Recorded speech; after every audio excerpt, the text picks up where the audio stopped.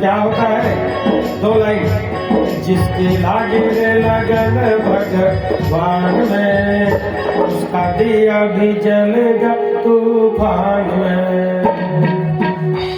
जिसकी लागी रे लगन भगवान में, उसका दिया भी जलेगा तूफान में। जिसकी लागी रे लगन भगवान में, उसका दिया भी जलेगा तूफान में। लागे लगन भगवान में, उसका दिया भी जलेगा तूफान में। जिसकी लागी रे लगन भगवान में, उसका दिया भी जलेगा तूफान में। उसका दिया भी जलेगा तूफान में, उसका दिया भी जलेगा तूफान में। उसका दिया भी जलेगा तूफान में, उसका दिया भी जलेगा तूफान में।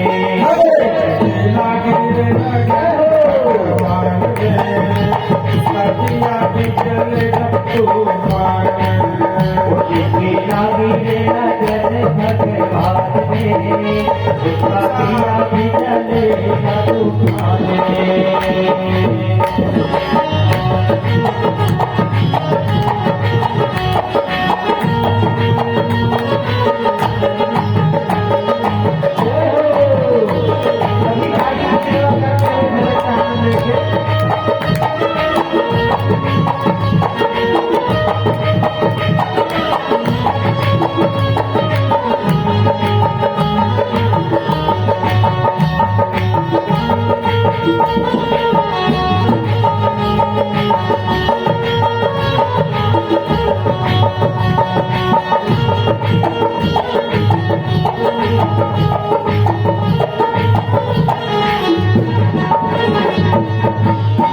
जिसकी लागी रे लगन भगवान में, उसका दिया भी जलेगा तूफान में। लागी रे लगन भगवान में, उसका दिया भी जलेगा तूफान में। उसका दिया भी जलेगा तूफान में, उसका दिया भी जलेगा तूफान में।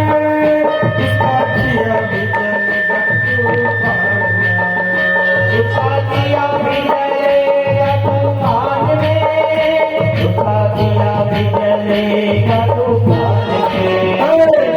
लागे लगन भगवान में, उसका दिया भी जलेगा तूफान में। जिसकी लागी रे लगन भगवान में, उसका दिया भी जलेगा तूफान में।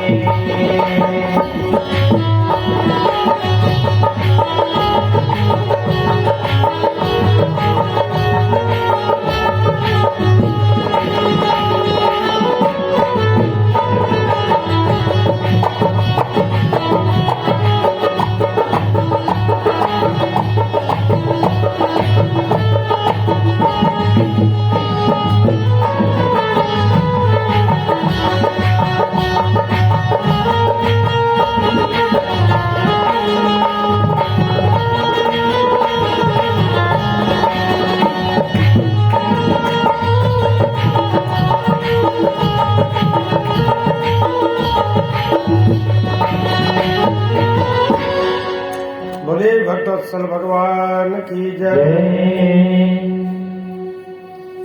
बिना भगवान की कृपा के कुछ होने वाला नहीं है। मेरा आपकी कृपा से सब काम हो रहा है। करते हैं मेरे राम जी मेरे नाम हो रहा है। हम सब तो भ्रम में जी रहे हैं। चलिए कथा की ओर प्रसंग की ओर प्रवेश करते हैं। अब आ जाता है आज के समय में ध्रुव जी के चरित्र। विदुर जी को पूछते हैं कि हे विदुर जी, सनकादि नारद ऋभु हंस अरुणी और यति ब्रह्मा जी के नैष्ठिक ब्रह्मचारी पुत्रों ने गृहस्थ आश्रम में प्रवेश नहीं किया।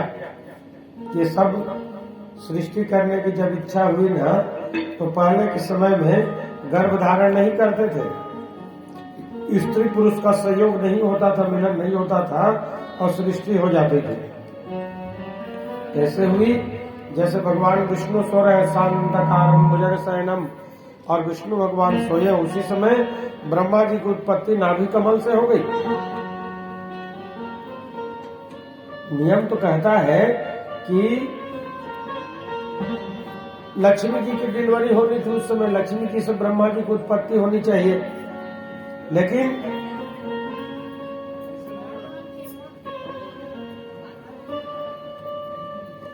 बोले भक्तवत्सल भगवान की जय। ला देता यंग देता नहीं बना देता। बोले भक्तवत्सल भगवान की जय।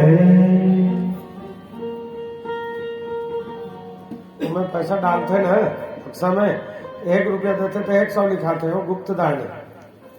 और एमा कही है ययाति चरित्र में आई, वो एमा काटे थे गिरगिट वाला है। हाँ, दिग्राजा चरित्र में वो खत्म हो जाते, नाम वाम बोल देने ओकरे बोले गुप्त रूप से। दिन बोलिए भक्तवत्सल भगवान की जय। तो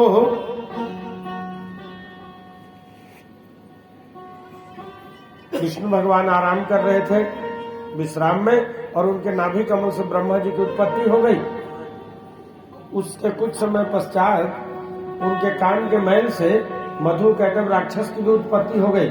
पिताजी एक रहते हैं, लेकिन एक पिता के विपुल कुमारा पुत्र लोगों में व्यवहार के हिसाब से अंतर आ जाता है। कोई राक्षस बन जाता है, कोई देवता। उसके कारण बताए हैं कि गर्भाधान संस्कार के समय में जिस प्रकार से उसके माता पिता का स्थिति रहती है, उसी ढंग से उनके संतान होते हैं। चीन में इसके लिए प्रयोग किया गया।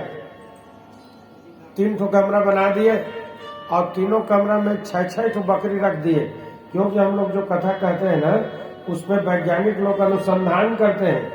महाराज जी कह रहे हैं, शास्त्र में लिखा है कहाँ तक सही है कहाँ तक सही नहीं है। तो 3 ठो कमरा बना दिए और तीनों में गर्भवती 6-6 ठो बकरी रख दिए। बकरी जानते होंगे, छेरी। अब एक ठो जो रूम था, वो कमरे में 24 घंटा लाइट जलता था, इन्वर्टर जला दिए, बिजली कभी नहीं जाती थी वहां से। और दूसरा नंबर जो था उसमें बल्ब लगा दिए, जो जलता रहता है बल्ब भी, झालर। और तीसरे नंबर में पूरा अंधेरा था। 6 महीने बाद जब उन बकरी का बच्चा हुआ, 3-3 ठो, तो जितने ट्यूब लाइट में थे वो सब गोरा हुए, सफेद, और जो अंधेरा में था वो काले हुए, और जो लाइट में था वो चितकबरा हुआ। देखिए, बकरी के ऊपर में जिस घर में आप रहते हो उस घर के लाइट का प्रभाव पड़ता है। तो हम लोग गर्भ में रहें और जो खाना पीना करें उसका प्रभाव निश्चित होगा। गर्भ में बच्चा रहता है, माता पिता बदमाशी करते हैं, और जब बच्चा जन्म लेके बदमाशी करता है तो मारते हैं। बदमाश, तूने उसको बदमाश बनाया गर्भ से। और बहुत जगह तो एक मूर्खतापूर्ण बात चलती है कि यदि कोई देवी बेचारी सुंदर गर्भवती हो, उसको न दुर्गा की पूजा करने देते हैं न भागवत की पूजा में बिठाते हैं। ये बहुत बड़ा न्याय है, उसको निश्चित पूजन करवाना चाहिए। और कथा सुनाए, 7-8 प्रसंग यहाँ बताए उसके संबंध में। भक्त प्रहलाद 51 पीढ़ी से राक्षस थे। नारद जी के यहाँ गई उनकी माँ, अब बताई गर्भ से ही वो कयाधु को हत्या करने के लिए इंद्र ले जा रहे थे, रख दिए। गर्भ से ही भक्त प्रहलाद बनाओ, कथा सुन दे।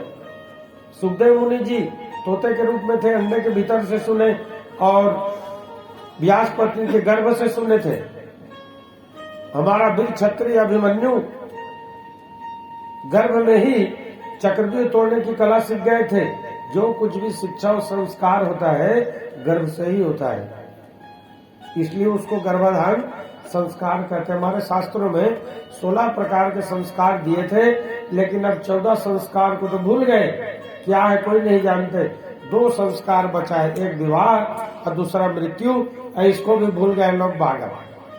पहले किसी के यहाँ विवाह होता था तो क्या कहते थे, घूमने आ गए, देखे, अरे साहू जी सहनाई कब बजवा रहे हो, माने आपकी कन्या बड़े हो गई, विवाह कब कर रहे हो भाई। सहनाई माने मंगल वाद्य, सुंदर बाजा।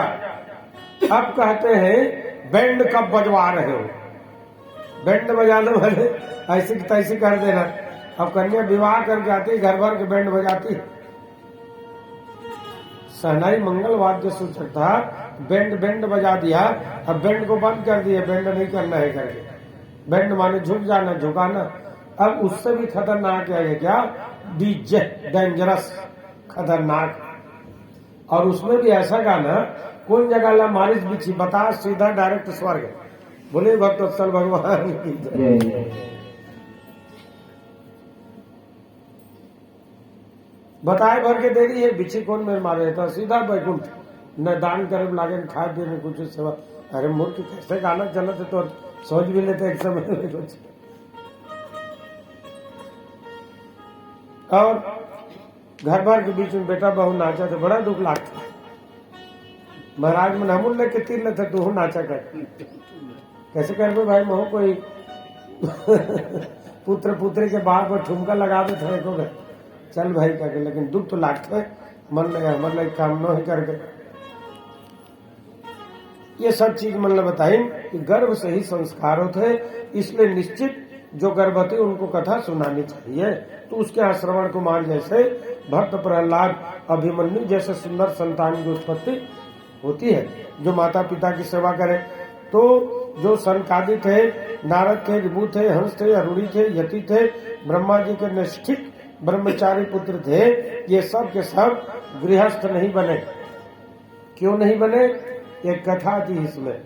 नारद जी महाराज जा रहे थे, जाते जाते विष्णु भगवान को बोले कि प्रभु जी इतने 84 लाख योनि है, 84 लाख योनि में आपने मुझे बानर ही बनाया, सिंह बना देते, भालू बना देते, और कुछ जीव बना देते। प्रभु भगवान बोले कि हम लोगों के प्रत्येक कार्य में रहस्य रहता है नारद। हम लोग अपने जो भक्त हैं उनका कल्याण के लिए कार्य करते हैं। उस समय सोचा विचारा नहीं जाता, सब नियम को ताक में रख करके भक्त के कल्याण को उपाय करते हैं। मैं जानता हूँ प्रभु, लेकिन बानर क्यों बनाए। भगवान बोले सुनना ही है, बता देता हूँ। अब देख, सब ही नचावत राम गोसाई, अनाच ही नट मरकट की नाई। ये संसार में सिर्फ भगवान राम ही है, और बाकी संस्कार को बानर बना करके नचा रहे हैं। भगवान की इच्छा के बिना एक पत्ता भी नहीं हिलता है। कहाँ हिलता है, जल थल अगन आकाश पर केवल उसकी सत्ता, प्रभु इच्छा के बिना हिल न सके एक पत्ता। जय श्री राम। तो बोले मैं तो जानता हूँ, बस यही तो कारण है, मेरी समझ में नहीं आ रहे प्रभु, स्पष्ट बताइए। भगवान बोले मेरी जो शक्ति है वो सब शक्ति मैं नारी में प्रतिष्ठित कर दूंगा, नारियों में मेरी शक्ति चली जाएगी कली में।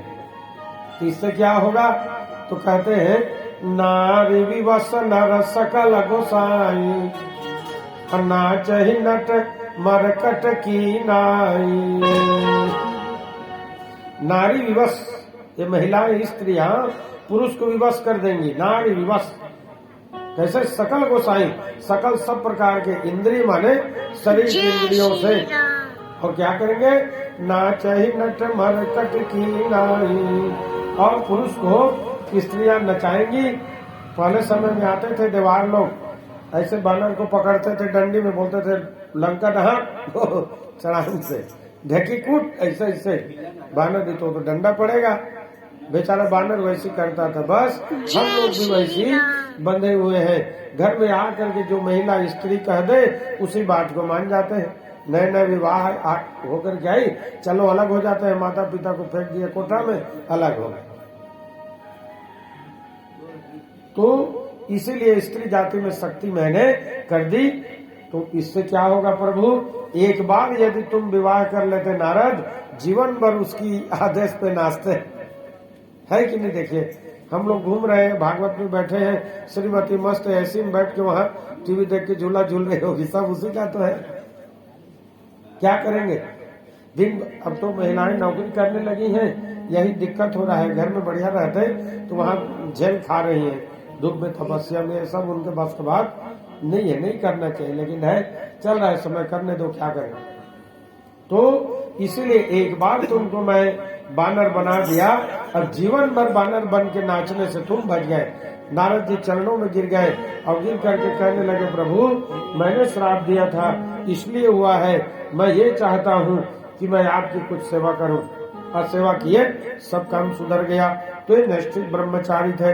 और उनकी जो पत्नी हुई मिर्सा, उसके पुत्र हुए दंभ, और कन्या हुई माया नाम के, उसको नैऋत्री ले गया। निर्वसी था दंभ और माया से लोभ और सटता के जन्म हुआ। इससे क्रोध, हिंसा, कली की बहन गाली उत्पन्न हुई। दुरुक्ति से कली ने भय और मृत्यु को जन्म दिया। इनके संयोग से यातना और निराय का जोड़ा उत्पन्न हुआ। ये संक्षेप में अधर्म के वंश को सुनाया। इन सब का वंश इसी प्रकार से चला। और धर्म अधर्म दोनों थे। मनुष्य विचार करता है धर्म क्या है अधर्म क्या है, विचार करके देखें। हम जो कहते हैं वो धर्म नहीं है, जो शास्त्र में लिखा है वही धर्म है। हम मनमाना कह दे वो धर्म नहीं हो सकता। जो शास्त्र में लिखा है वही प्रमाण है, वही धर्म है। तो धर्म के स्वयंभू मनु के वंश का वर्णन करता हूँ। शत्रुपा हुए, उनसे फिर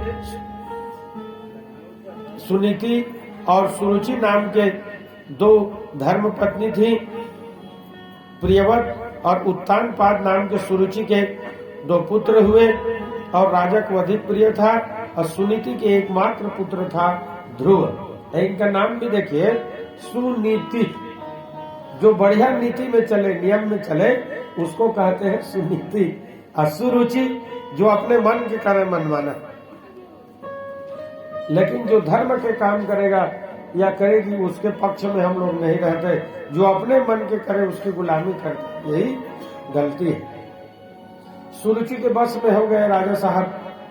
और हो करके एक दिन ध्रुव जब आया और सुरुचि के गोद में बैठने जा रहा था, वो बोल दी सौत भाव से कि तू इस गोदी में बैठने के लायक नहीं है। यदि इस गोदी में बैठना है तो जा कहीं तपस्या कर और मेरी गर्भ से जन्म ले, तब तुम्हें इस गोदी में बैठने का अधिकार प्राप्त होगा। क्षत्रिय लोगों से कोई छोटी सी बात बहुत लग जाती है, उनका स्वभाव है। जन्मजात क्षत्रिय से ये बात लग गई। ये उसी समय आकर के अपनी माता जी को कहने लगे कि इस प्रकार से मुझे अपमानित किया गया है। उनकी माँ बोली, जा बेटा तू तपस्या कर और तपस्या करके भगवान को खुश कर ले, इससे तुम्हें ये माँ के गोद से भी बड़ा गोद प्राप्त होगा। तपसा राज्य पुरुषम तस्य वानुग्रहेण में गर्भे तम साध्यात्मानम यदिच्छसि निपासनम। यदि तुम्हारे मन में इच्छा है कि तुम्हें वो गोद मिल जाए तो जाओ तपस्या करो। इनकी बात को लेकर के तपस्या करने के लिए वो निकल गए। अहो तेज क्षत्रियाणाम मनमन्नम विस्मिताम बालोक्यम विदाधत्ते यस्मातुर सद्वच। भले ही ये सौतेली माँ के कटु वचन थी, लेकिन वो कटु वचन भी उसके लिए दवा बन करके उसको भक्त बना दिया और भगवान की प्राप्ति में आगे कर दिया। गुणान्धिकान्मुदम लिप्से नुक्रो संगुलाधमा मैत्रिं समानार्विच्छिन्न तापैर्भी भूयते।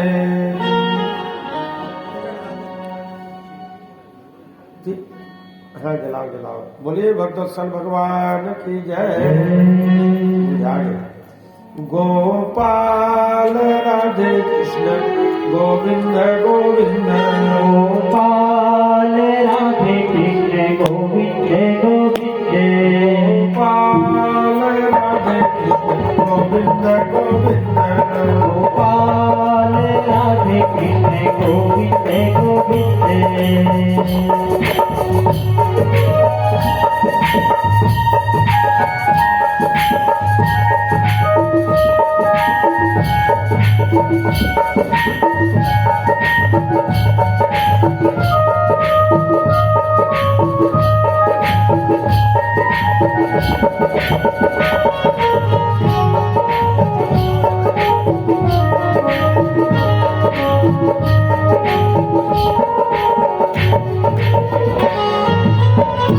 कृष्ण गोविंद गोविंद राधे गोविंद गोविंद। कृष्ण गोविंद गोविंद राधे गोविंद गोविंद। गोविंद गोविंद राधे गोविंद गोविंद। गोविंद गोविंद राधे गोविंद गोविंद। गोपाल राधे गोविंद गोविंद। गोपाल राधे कृष्ण गोविंद गोविंद।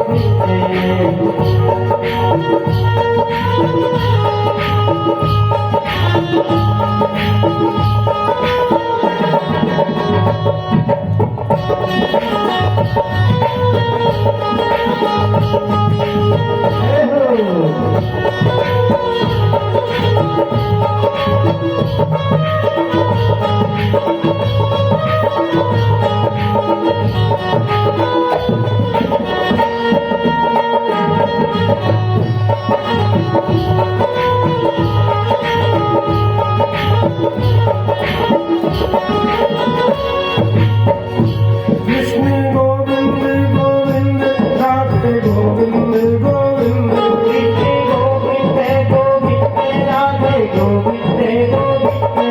गोपाल राधे गोविंद गोविंद।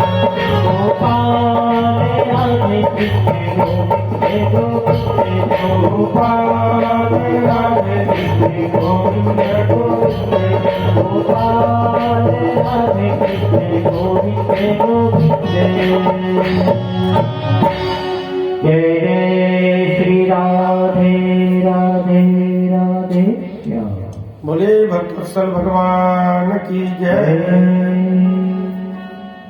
भगवान कहते हैं कि घर में या कहीं भी जो अपने से बड़े हों उनके प्रति सहनशीलता रख करके प्रेम करें, उनकी बातों को सह लें।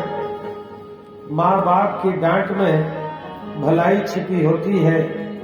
माँ बाप की डांट में भलाई छिपी होती है, जैसे दूध में मलाई छिपी होती है। मेरे प्रभु को मत समझो पत्थर की मूरत, इनकी पूजा में सब भलाई छिपी होती है। बोले भक्तवत्सल भगवान की जय। तो बड़ों के प्रति सहनशीलता रखे और जो छोटे हो उनके प्रति दया रखे और बराबरी वालों के साथ मित्रता रखे कि पृथ्वी में कहीं भी निकल जाए उसको धोखा नहीं होने वाला। अब ये निकल गए तपस्या करने के लिए, नारद जी मिले, रास्ता दिखाए, भगवान विष्णु आए और दर्शन दिए, उनको द्वादशाक्षर मंत्र का उपदेश दिए थे। ओम नमो भगवते वासुदेवाय। उसी मंत्र को जप करके भगवान को प्रकट कर लिए ध्रुव जी। उसके बाद ध्रुव जी को अक्षय पद दे करके दक्षिण दिशा की ओर स्थापित कर दिए। आज भी ध्रुव तारा के नाम से वो ध्रुव लोक में प्रसिद्ध है। ध्रुव माने होता है अटल, जो कभी ना दूरी जो दूरी रहता है ना अटल, उसके बिना नहीं चलता। बस उसी ध्रुव लोक को दे दिए।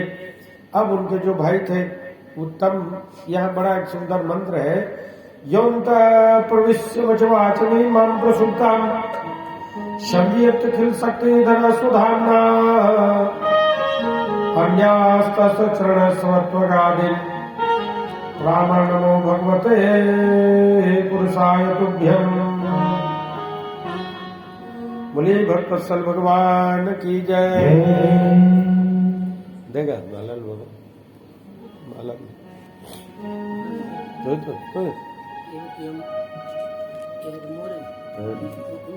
ले देगा।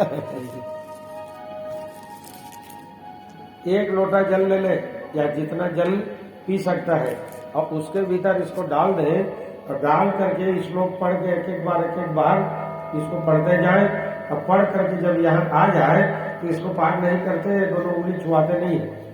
जहाँ ये उंगली इसमें स्पर्श कर गया तो ये इंद्र राजा के खाता में चला जाता है। मंत्र जपने की विधि ऐसी करते हैं और यहाँ आके इसको पार भी नहीं करते, यहीं से इसको घुमा के इसे ले लेते हैं। 108 बार इसको पढ़े, इस श्लोक को लोटा में जल रहे और उसके बाद कोई मूर्ख या बदमाश लड़का हो तो उसको जल पिला दे, उसके बीमारी और मूर्खता सब चला जाता है। देखिए कितना सुंदर प्रयोग है। हम लोग कई जगह इसको प्रयोग किए हैं, बढ़िया हो जाते हैं। बड़े बड़े एसपी कलेक्टर में नौकरी लगता है, उनका ज्ञान बढ़ जाता है। तो इतना सुंदर प्रार्थना ध्रुव जी महाराज किए थे। इसका अर्थ होता है कि हे प्रभु, आप ही सर्वशक्तिमान हैं, आप ही मेरे अंतःकरण में प्रवेश करके अपनी मेरी सोई हुई वाणी को सजीव करते हैं, पैर कान त्वचा अन्यान्य इंद्रियों प्राणियों को चेतनता देते हैं। भगवान ईश्वर अंश जीव अविनाशी, सबके शरीर में जीव के रूप में है भगवान, तब ये शरीर चल रहा है। और जीव रूपी ड्राइवर जब शरीर छोड़ के चला जाए तो इस शरीर मृत्यु को प्राप्त कर लेता है। सब में उसी की प्रार्थना किए।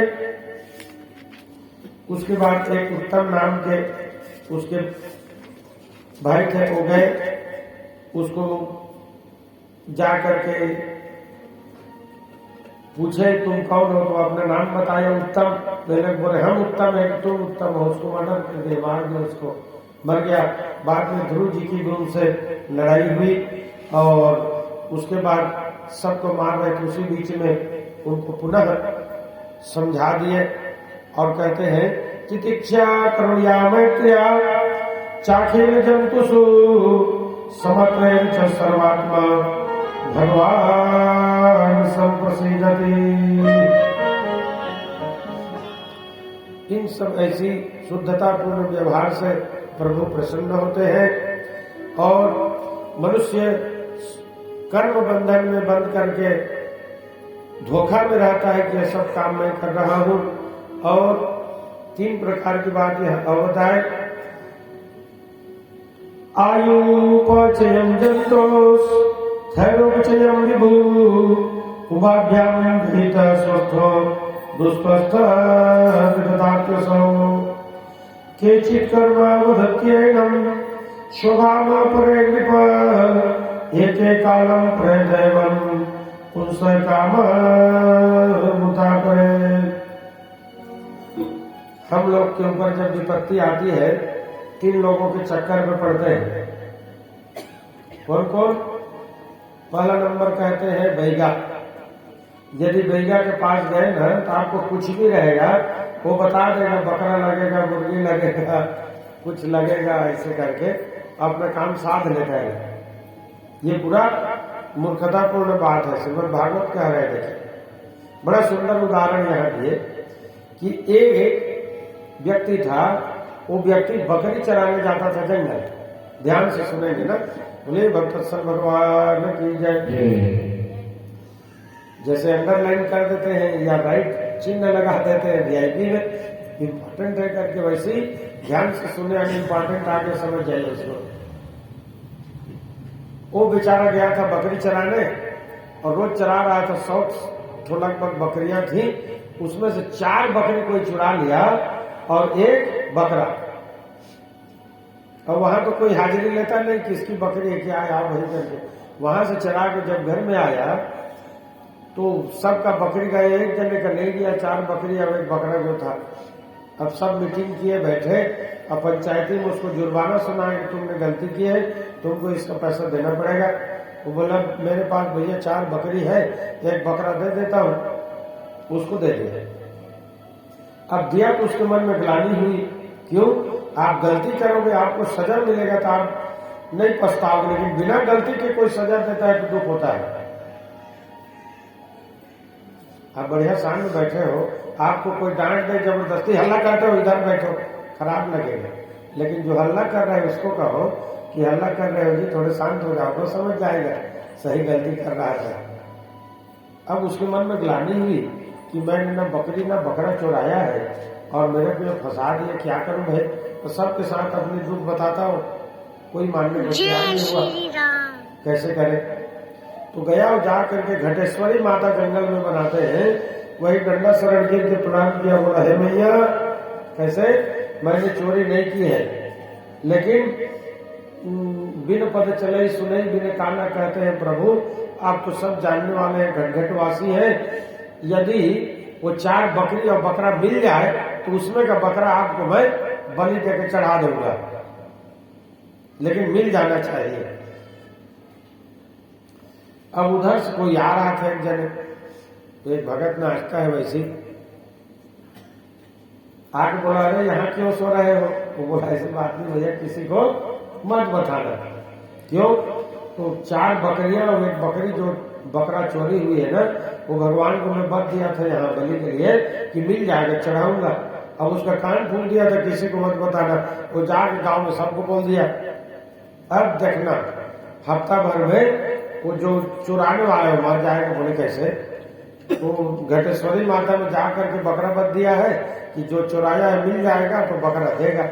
अब जो चुराया था उसका जी कल बुलाया, वो दौड़ते हुए गया उसी दुर्गा के पास, डंडा शरण गिर गया, बोला भैया चुरा तो लिया हूं, लेकिन उसको पता न लगे, ये बकरा मैं चढ़ा दूंगा। अब बताइए, गलती तो ये किया है, गुमाया है, चुराया वो है, और दोनों मिलकर बकरा को मार रहे हैं। बकरे का क्या गलती है भैया? एक निरपराध को सजा क्यों दोगे आप? फैसला करो। जब आप फैसला नहीं कर सकते, भगवान कैसे गलत फैसला करेंगे? ये बलि प्रथा जो है बिल्कुल सही नहीं है। निरपराध प्राणी की हत्या कर देना सही नहीं। जब भरत प्रसंग में आएगा, उसकी बलि चढ़ा रहे थे, मां भद्रकाली उड़ा दी से और रामचंद्र की जय। माता जी प्रकट हुई और बोली बताओ तुमने गलती किया, घुमाया, उसने गलती की चुराया, मैं कैसे बकरे का बलि लूं? बिना गलती के नहीं होगा, इसलिए ऐसी नहीं करनी चाहिए। यही बताए उसको कि बैगा लोगों के चक्कर में न पड़े, ये गलत हो जाता है। दूसरा बताए ज्योतिषी के पास आप जाएंगे, बैगा जैसे कांता महाराज जी रहते हैं इधर सुहागपुर में, वो आपको और बड़ा चढ़ाक बता देंगे। आपको शनि ग्रह है, एक्सीडेंट हो गए, मर जाओगे, आपको ये लगेगा, वो दुनिया भर की। इसका भी उदाहरण नहीं है। आपके पास 10-5 हजार उसको लगा के उसमें और खत्म हो जाओ। और तीसरा नंबर है डॉक्टर भी